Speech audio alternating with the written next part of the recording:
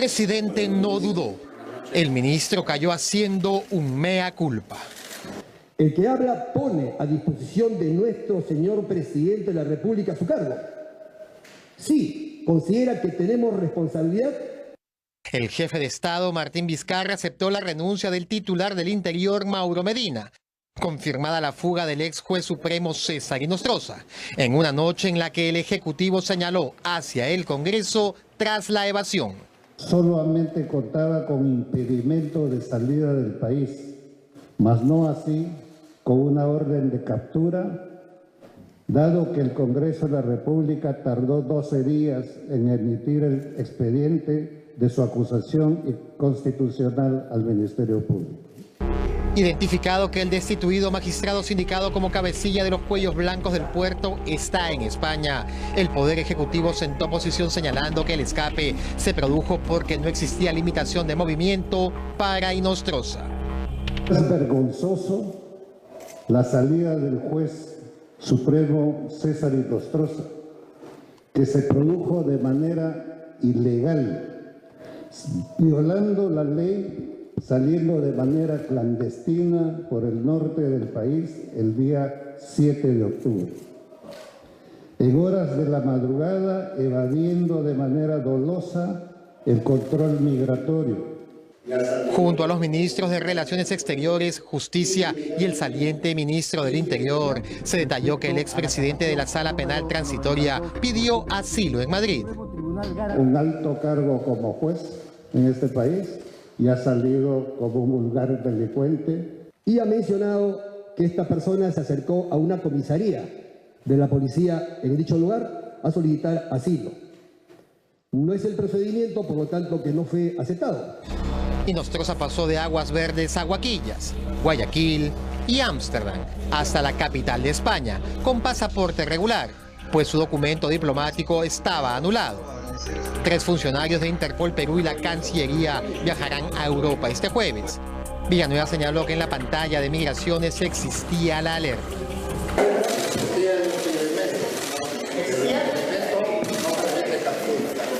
Y dejó esta frase. Nosotros no nos lavamos las manos. Sin responder preguntas, anticiparon que solicitarán a España la expulsión para no tener que pasar por el denso trámite de extradición con Inostroza. Inostroza. ¿Cómo habrá salido, no? Porque ella era un personaje, digo, conocido, ¿no es cierto, Federico? Claro, lo empezamos a conocer a raíz de este caso de una niña, el proceso sobre una niña que había sido violada, ¿no? Y que aparentemente le había hablado sobre ese caso en un audio, ¿no? Pero además también lo conocimos como organizador de conferencia de prensa para el actual fiscal de la Nación. Y además un futbolero a muerte, ¿no? También, porque hacía de todo para que el señor Edwin Oviedo le pudiera ayudar con las entraditas, ¿no? Para que le explique cómo es que tenía que hacer para poder ir al Mundial. Él y su esposa, ¿no? Por supuesto. Porque también dice que preguntaba quién es la señora acá. Y también preguntó el momento, ¿de qué me hablas? Es un momento despistado, lo agarraron en sus 5 segundos, porque este señor tiene todo pensado. No sé, porque claro, a él hay que dudar todo.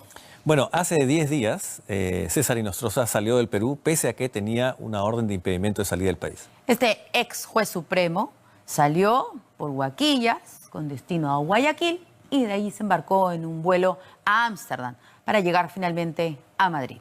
Bueno, y en la capital española se reencontró con su esposa. Tras la destitución del oficial mayor del Congreso de la República, José Abanto Valdivieso, el director general del Parlamento, César Delgado Güembes, y de la jefa del gabinete de asesores, Patricia Robinson Urtecho, por la demora en el trámite que debió seguir el expediente de César Inostroza, los responsables de áreas remitieron diversos informes que revelan detalles de lo ocurrido en el interior del Parlamento.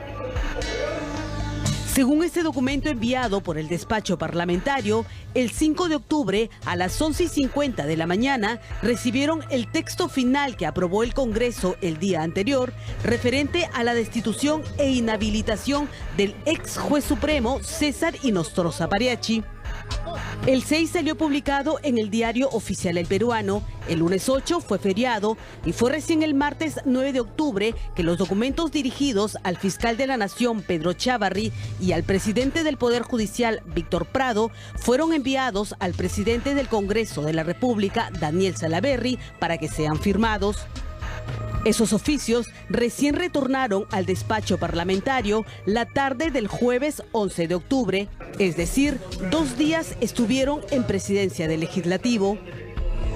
Recién el viernes 12 fueron llevados al área de trámite documentario del Congreso y ahí permaneció hasta el 15 de octubre. Ese día, según refiere Anabel Dávila, jefa de relatoría y agenda del Congreso, no pudieron seguir con el trámite porque el personal estaba abocado a diversas tareas.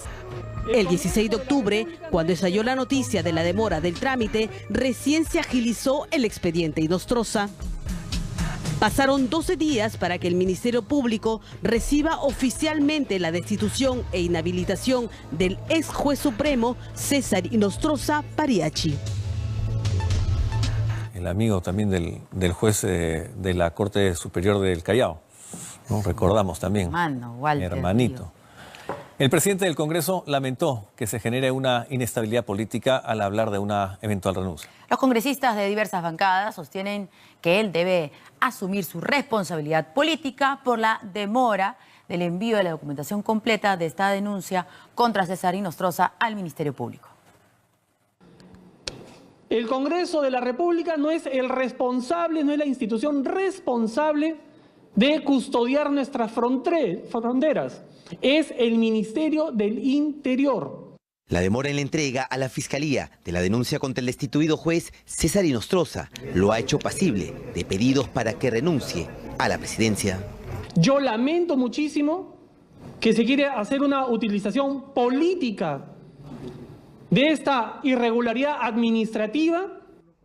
Daniel Salaverry explicó que el documento fue firmado el primer día hábil luego de la aprobación en el Pleno. Sin embargo, pasaron 12 días y si no era alertado por el parlamentario Horacio Pacori, el expediente Inostroza seguiría encarpetado o escondido en el Congreso. Es falso, como dicen algunos o pretenden insinuar, que por esta demora o por culpa del Congreso se habría generado esta probable fuga del señor Inostroza. Congresistas del APRA y Nuevo Perú le pidieron dar un paso al costado. La defensa no llegó de su bancada precisamente, sino del oficialismo. Y esta evaluación política tendrá que ser también resultado de la investigación administrativa. También de la renuncia, usted... Sí, los congresistas y las bancadas tienen derecho a hacer pedidos de la naturaleza que correspondan. No puedo estar de acuerdo con eso sin tener claro cuál ha sido el procedimiento administrativo. Que hay un sector del fujimorismo muy interesado en sacarlo a él de la mesa directiva y yo creo que debería continuar porque es un sector queiquista, ¿no? Que lo ve como un personaje incómodo. Me llama poderosamente la atención que justamente aquellos congresistas que defendieron a capa y espada en las comisiones para que no se les denuncie, no se les inhabilite y no se les incluya en crimen organizado, ahora quieran responsabilizarme a mí por una probable fuga del señor Inostroza. La sesión del Pleno del jueves será fundamental para la continuidad o no de Salaverry como cabeza del Congreso. 7:24 y vamos a hablar de este tema obviamente, no tanto del tema político, sino del tema, digamos, más profesional en el caso, por ejemplo, de la fuga del ex juez Inostroza. Estamos por eso con el doctor Jorge Chávez Cotrina, que es coordinador de las Fiscalías contra el Crimen Organizado, a quien damos la bienvenida. Buenos días. Buenos días, gracias por la invitación. A usted. Bueno, hay que recordar a los televidentes que todo esto empezó por un pedido del Ministerio Público a el Poder Judicial para interceptar los teléfonos de varias personas, ¿no? De unos abogados que aparentemente tendrían algún tipo de contacto, abogados de delincuentes, de sicarios. Y es así que, bueno, comenzaron estas interceptaciones y salieron estos ya famosos audios del quien fuera el presidente de la Corte Superior del Callao, Walter Ríos, y el juez supremo César Inostroza. Ahora destituido. Bueno, lo que yo quería preguntarle para empezar es cómo así se produce toda esta situación en la que finalmente este señor logra fugar cuando ya teníamos todos, porque incluimos a los medios también, puesta la mira sobre su caso, ¿no? Bueno, en primer lugar hay que recordar que esta organización criminal fue descubierta gracias al trabajo profesional y valiente de los fiscales contra el crimen organizado del Callao, la doctora Rocío Sánchez y la doctora Sandra Castro. Si no hubiera sido por el trabajo de estas dos profesionales, esto nunca se hubiera descubierto. Pese, obviamente, a que en los últimos tiempos han sido bastante criticadas por algunos, vapuleadas, pero ellos están firmes, cuentan con todo el apoyo de la coordinación y también durante este tiempo, y eso hay que ser justos, el doctor Gonzalo Chávez les ha dado todo el apoyo para que puedan llevar a cabo su trabajo de la mejor manera. Y había un verdadero apoyo, porque también hay muchas críticas al fiscal de la Nación, porque lo hemos escuchado en muchos audios, tener una cercanía, ¿no es cierto?, una amistad, de todas maneras, con el señor César Inostroza, porque estaban juntos, además, en la Academia de la Magistratura, y bueno, se han hecho favores, lo hemos escuchado pedir favor, ya hermanito, que era el término del señor Inostroza. Entonces uno decía, realmente alguien que es amigo de este señor, de Inostroza, podría estar interesado en que avancen las indagaciones sobre los cuellos blancos, viendo la vinculación de César Inostroza con esta organización criminal. Bueno, la verdad es que él desde un primer momento nos dio todo el apoyo para esta investigación. Incluso el mismo día 29 en la madrugada que hicimos el operativo para capturar a los 13 personas que están detenidas, él tenía todo el conocimiento y nos dio todo el apoyo logístico para poder movilizar los fiscales y obviamente todo el aparato administrativo. ¿Se refiere usted a estos detenidos donde estaba el señor Camayo? Exactamente, todos ellos, ¿no? Porque hay que tener en cuenta que esta organización criminal tiene 3 o 4 estamentos. El primer estamento son, digamos, los civiles, que son los abogados de estos delincuentes, los administrativos entre secretarios y personal administrativo de la Corte del Callao, los jueces de primera y segunda instancia, entre los cuales está el señor Walter Ríos, y los aforados, que es el señor Inostroza y los miembros del Consejo Nacional de la Magistratura. Como por mandato de la ley, la fiscal provincial no puede investigar ni a jueces ni fiscales ni a los aforados, entonces ella, una vez que ya tiene toda la información, tiene que partir la investigación para informar a los estamentos correspondientes. En este caso el Congreso. En primer lugar, se informa al fiscal de la Nación de esa época, el doctor Pablo Sánchez.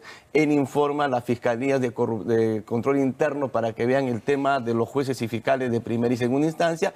Y a los aforados tiene que hacer lo que se conoce como la denuncia constitucional para que el Congreso tome la decisión final, como ha ocurrido en este caso. Entonces, tenemos 3 investigaciones, por decir así, sobre la misma organización criminal. Una que lo vemos nosotros en los jueces del Callao, que son los no aforados. Otro que lo ven los fiscales de corrupción de funcionarios, que es los jueces y fiscales de primera y segunda instancia. Y otro que lo vio el Congreso de la República. Pero es a los supremos y los magistrados. Exactamente, pero todo sobre la misma organización criminal. Y todo esto se basa exclusivamente sobre la investigación que inicia en el mes de mayo del año pasado las fiscales contra el crimen organizado del Callao. Lo recordamos, pero ¿cómo así se escapa entonces Inostroza? ¿A quién le tocaba? Es verdad que el Congreso se demoró, pero esa demora realmente determinó la fuga. ¿Qué fue lo que pasó? Mire, ¿O hay un tema de burocratismo en general? Todo es un conjunto de acontecimientos. Recordemos que el 4 de octubre se levanta el fuero, ¿no es cierto? Se suponía que al día siguiente tenían que informar al fiscal de la Nación respecto de que ya está la acusación constitucional. Sin embargo, se han demorado casi 12 días. Eso significa que el expediente pues, ha estado dormido en el Congreso de la República y recién el día de ayer han enviado formalmente la acusación constitucional. Antes de ese documento la Fiscalía no podía actuar, porque ¿en base a qué podía actuar el fiscal? Muchos congresistas, abogados también penalistas, aseguran que con la publicación de esta acusación en el diario El Peruano, el día 5, el día 6, porque el día 5 se envía el documento al diario El Peruano y el día 6 se publica. Entendemos que las leyes tienen vigencia a partir del día siguiente de su publicación. Sí, pero esta no es una ley, no es una ley. Voy a terminar. Entonces, muchos abogados aseguran que con ese documento publicado el día sábado, ya tenía el Ministerio Público la facultad de poder iniciar el proceso de pedido de repente de otra medida restrictiva? No es así, porque no basta una resolución en el diario oficial del peruano, tiene que venir todo el expediente, porque en el diario oficial no están pues los detalles de la investigación. Entonces, para poder solicitar una medida, por ejemplo, de la detención preliminar, que ya lo solicitaron, necesitan la carpeta para ver las imputaciones y todos los detalles de la investigación. Si no, en base a esa resolución, cualquier juez lo iba a denegar. Entonces, necesitamos el cuaderno. Por eso que es importante que el cuaderno haya llegado en su momento al Ministerio Público. ¿Y el cuaderno fue en carreta qué? ¿Perdón? ¿El cuaderno fue en carreta o en qué? Ni carreta, no, la carreta le llegaría más rápido. Que 12 días ha sido. Parece que las cuadras del Congreso a la Fiscalía 2 cuadras. Podríamos haber hablado con un procurador, ¿no es cierto? Eso debió llegar en el mismo día. Hablando de procurador... Debió llegar el mismo día. Por Eso supuesto es un detalle que sí. importante. Porque debió llegar el mismo día, digamos, si las cosas hubieran sido normales. O sea, sí, exactamente. el día 4 o el día viernes 5 incluso. El mismo día. Antes de ser publicado incluso en el peruano, claro, ¿podría no haber llegado el problema, documento? porque eso Claro, puede ser llega la paralelamente. carpeta, claro, Publicarlo en el peruano e inmediatamente derivarlo al fiscal de la Nación. En este caso al doctor Gonzalo Chávarri, pero como nosotros sabemos, el doctor Gonzalo Chávarri se inhibió en el caso e inmediatamente lo tiene que llevar al doctor Pablo Sánchez, que es el fiscal supremo más antiguo, como ha ocurrido el día de ayer, y ya solicitó la detención preliminar. Ok, otra de las cosas que dicen los especialistas penalistas es que una vez publicado este documento en el diario El Peruano el día 6, el procurador del Ministerio de Justicia pudo haber solicitado también algún tipo de medida de restricción contra César Inostroza. El tema no es solicitarlo. El tema es tener los documentos. Pero para solicitar algo al Poder Judicial y entonces impedir que este señor por lo menos que salga de su casa. Pero justamente le estaban con impedimento de salida del país. Entonces ya había una medida cautelar en contra de él. Lo que ocurre es que inteligencia falló. Lo que ocurre es que Migraciones falló. Entonces yo no me pregunto hasta ahora por qué el director de Migraciones no ha ido a su casa, por ejemplo, porque es el primero que tenía que denunciar. Digamos, es fundamental, ¿no? porque ha salido por Guaquilla, se lo ha dicho el primer ministro, o sea, ha salido por una zona donde hay custodia y donde hay... se supone que hay controles. Porque la gente transita por esa frontera abiertamente. Sí, uno puede entrar y salir de Ecuador sin ningún documento. Nada. Obviamente las instituciones peruanas sufren todas de burocratismo, pero acá habría un tema de que, digamos, no habiendo salido el expediente, no habiendo llegado, no habiéndose formalizado, sí había un tema de inteligencia. O sea, han tenido que estar advertidos de que esto podía pasar y tener un avisito en cada una de las agencias migratorias de las fronteras, ¿no? En Puno, en Tacna, no sé, y por supuesto en Ecuador, tendrían que haber estado alertas, digamos, de que mirando, ¿no? Inteligencia tiene un dicho cuando vigila a los objetivos. Tú lo acuestas y tú lo levantas. Significa que tienen que estar vigilados las 24 horas. Frente a un tema de esta naturaleza, inteligencia ha tenido que controlarlo las 24 horas. Es decir, todos sus movimientos tenían que estar vigilados, pasar en qué momento sale, dónde sale. Al norte tendrían que saber. ¿Cómo sale de Lima hasta Tumbes? No es un fantasma. ¿Cómo cruza la frontera de Tumbes al Ecuador? Tampoco es un fantasma. Entonces inteligencia falló. Entonces tiene que haber responsables. Bueno, el primer responsable fue el ministro. Yo conozco al ministro Medina, es un hombre de muy buena fe, trabajó con nuestros operativos.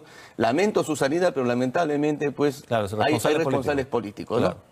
Y usted dice que el siguiente responsable funcional en este caso tendría que ser el director de Migración. Porque ahí no solamente hay responsabilidad administrativa, ahí hay hasta responsabilidades penales, porque hay delitos de omisión de funciones. Y en el caso de inteligencia, ¿quién tendría que salir? El director de inteligencia.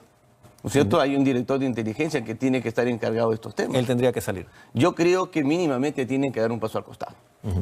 Por lo menos poner su cargo a disposición, como hizo el ministro del Interior en la conferencia de prensa. Bueno, ahora ¿qué es? Me imagino que ahora viene un trabajo entre el Ministerio Público, el Poder Judicial y la Cancillería para poder traer a este señor. Bueno, hay dos vías. A ver. La primera vía es que España lo expulse, siempre y cuando haya entrado en forma irregular a su país. Que eso parece que no. Eso parece que no ha sido así, porque ha ingresado legalmente. La otra vía es de extradición. Entonces, se ha pedido la detención preliminar. Después de la detención preliminar, estos días tienen que solicitar la prisión preventiva, y con la prisión preventiva ya pueden solicitar la extradición. Ahora, la otra vía sería que, digamos, que se genere la situación de ilegalidad migratoria allá, ¿no es cierto? O sea, él ha entrado legalmente, lo más probable presentando su pasaporte, pero entra como turista, ¿no es cierto? Y tendría que salir como turista ¿en cuántos meses? En 3 meses. 3 meses. O sea, tiene 3 meses en España para estar más o menos tranquilo. Si es que se quede en España. Si es que está aún en España. Exactamente. Eso no lo sabemos. Entonces hay que ver dónde se encuentra. Porque la verdad, usted ha conocido con mucho más detalle todos estos audios que nos ha revelado la personalidad de este señor y además que él no da puntada sin hilo. Bueno, ¿cierto? O sea, no es un hombre muy hábil para empezar. No es una persona inadvertida. No es una persona inadvertida. Y la verdad que tiene todos los contactos necesarios. Todos los contactos y todo el conocimiento también. Exactamente. Para poder salir del país, no ha salido solo. No. Ha tenido que tener apoyo de alguna naturaleza. Varios hermanitos, pues fiscal, no nos hagamos los locos. Y también recursos. Y también recursos. Obviamente, que los sin tenía. recursos no tiene. Sin recursos no puedes moverte en ningún sitio. Por supuesto. Ahora, esto de que él haya ido supuestamente despistado a una comisaría cualquiera en España a pedir un asilo, eso no nos creemos que ha sido porque se le ocurrió. O sea, él debe haber tenido todo esto muy bien planeado. Este señor tenía la frescura de ir a todos los medios de comunicación, de apenas escuchaba su nombre, llamar, ha estado en las webs, hasta los portales web ha ido a dar entrevistas. O sea, claro, lo que él pasa sabe es que él es un perfectamente tipo lo que hace. muy preparado, sabe perfectamente temas procesales, sabe temas de derecho internacional público, derecho internacional privado, y obviamente él no ha ido, como usted dice, a cualquier comisaría, ha tenido que ser asesorado a qué comisaría tiene que ir. ¿Y por qué ha hecho eso? Para tener un documento. Exactamente, para poder pedir supuestamente un asilo político que gracias a Dios se lo han denegado. No ha sido negado, sino que le han le han indicado que no es la vía, que por esa comisaría no se puede pedir el asilo. Pero lo que dice Verónica es que él tiene que haber sabido eso y que por alguna razón ha ido a esta comisaría probablemente para obtener el certificado de que ha ido, ¿no? Para que todos creamos que está ahí, cuando en realidad ya no está. O sea, claro, alguna razón. todo tiene planificado. Obviamente nosotros no estamos en la mente de Inostroza, no sabemos qué está pensando, cuál es su estrategia además para evadir la justicia y que debe tener una muy buena estrategia, por cierto. Y usted ve que el regreso del señor Inostroza está muy lejano. ¿Eso va a interrumpir de alguna manera? Yo creo que está muy lejano todavía, salvo que lo expulsen, pero la vía de extradición es muy larga. Año y medio, por lo menos. Por lo menos. Sí. Y claro, la fuga de Inostroza no va a alterar las investigaciones de la organización criminal en ninguno de los estamentos. La investigación criminal va a seguir siendo investigada tanto a nivel de la Fiscalía de Crimen Organizado, de la Fiscalía de Corrupción de Funcionarios, como en la Fiscalía Suprema también. O sea, eso independientemente no va a alterar ni va a perjudicar la investigación contra los otros miembros de esta organización criminal. Y para saber qué fue lo que hicieron, porque estoy seguro que todavía no conocemos todo. Claro, nuestras fiscales todavía están trabajando en todos los niveles, todavía hay muchas escuchas que todavía no terminan de evaluar. Y obviamente al concluir estas escuchas vamos a ver si hay más personas involucradas, porque todavía no lo sabemos. Y no hubo un temor en el Ministerio Público, ya para terminar, no hubo un temor en el Ministerio Público de que este señor se fugara, o sea, de poder alertar, aunque sea a la opinión pública, porque todos estamos hablando de las reformas constitucionales, cuando en realidad este señor, saliendo del Congreso, podría haberse ido a cualquier parte. Lo que ocurre es que nosotros confiamos pues en la Policía Nacional, ¿no? Nosotros confiamos en que los estamentos, las instituciones tienen que cumplir sus funciones. Por el impedimento de salir del país. Claro, había un impedimento de salida, todos estábamos pensando que obviamente han tomado todas las medidas necesarias en todas las fronteras del país. Inteligencia estaba cumpliendo su rol para evitar que esta persona tenga algún movimiento sospechoso y alertar a las autoridades, porque eso es lo más importante. Por eso que ya renunció el ministro de Interior. Muy bien, muchas gracias. No, gracias a usted. Gracias a usted por la Seguiremos hablando porque hay muchos temas pendientes. 7:39, una banda de delincuentes robó en una vivienda en Comas, llevándose televisores y maquinarias valorizadas en más de 30.000 soles. Los ladrones ingresaron a la casa a plena luz del día, aprovechando que los dueños habían salido. Todo esto era de vidrio, entonces acá ha roto el vidrio y ha metido su mano y ya ha comenzado seguro a romper la puerta y han entrado. Aprovecharon que Daniel Vances y su familia salieron de casa para forzar la entrada y llevarse todo lo que pudieron. El robo ocurrió antes del mediodía en la urbanización Alameda del Pinar, en Comas. Los ladrones se llevaron máquinas de coser industriales, varios electrodomésticos, pertenencias valorizadas en más de 30.000 soles. 3 plasmas, se han llevado una computadora, se han llevado 2 máquinas cabezales y se han llevado 3.000 soles en efectivo. Zapatillas, me decía. Zapatillas, ropa, frazadas, sábanas. Su vecino también fue víctima de robo cuando dejó estacionado su mototaxi en la misma puerta de su domicilio. De acá me robaban mis llantas. ¿De la misma puerta de tu casa? Que está acá, de acá, de acá. ¿Y ahora cómo haces? ¿No estás trabajando No por estoy, eso? no estoy trabajando, ahora tengo que conseguir llantas bonitas, como ahorita no tengo, no estoy bajo economía. Los robos en esta urbanización han aumentado considerablemente. Según los vecinos, sus problemas de seguridad se incrementaron desde que empezó a funcionar un depósito del Servicio de Administración Tributaria de Lima, SAT, y desde la inauguración de una iglesia. A raíz de esa iglesia, a raíz del SAT que está allá, entra demasiada gente y nosotros no tenemos control de esa gente que entra. Entran autos, de gente que no es de la zona. Sí, carros vienen, entran, dejan las tranqueras abiertas. Los vecinos exigen a las autoridades mayor preocupación en la seguridad. Mientras tanto, no descartan adquirir cámaras de videovigilancia. 7:41, vamos a comunicarnos con nuestro compañero Martín Málaga precisamente sobre este caso. ¿Cómo estás, Martín? Muy buenos días. Buenos días, Verónica. Buen día, Federico. Efectivamente, estoy con los vecinos de aquí, de la urbanización Alameda del Pinar, quienes ya están cansados de los robos constantes en esta zona. Estamos justamente con Daniel Vinces, a quien el domingo le robaron su casa